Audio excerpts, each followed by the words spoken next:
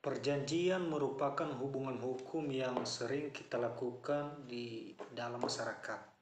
Nah, di sini saya akan uraikan teman-teman tentang syarat-syarat keabsahan suatu perjanjian. Sebelum saya memaparkan tentang syarat-syarat sahnya perjanjian, maka terlebih dahulu kita harus ketahui apa yang dimaksud dengan perjanjian itu. Yang dimaksud dengan perjanjian itu sendiri adalah merupakan hubungan hukum antara dua pihak atau lebih berdasarkan kata sepakat untuk menimbulkan akibat hukum. Itulah pengertian perjanjian secara umum. Jadi di sini kita akan bahas teman-teman mengenai syarat-syarat sahnya perjanjian. Sebagaimana kita ketahui di dalam KUH Perdata itu telah diatur tentang dasar hukum tentang perjanjian ini, yaitu pasal 1320 dan pasal 1338. Dan lebih spesifiknya lagi di pasal 1320 diatur tentang syarat-syarat keabsahan suatu perjanjian.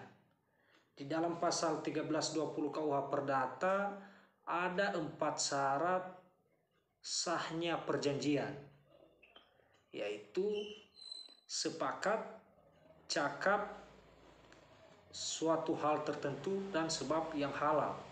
Itulah 4 syarat perjanjian di dalam KUH Perdata yang telah diatur dalam pasal 1320. Nah, keempat syarat ini dibagi ke dalam 2 unsur, yaitu ada yang tergolong dalam unsur subjektif dan ada yang digolongkan dalam unsur objektif.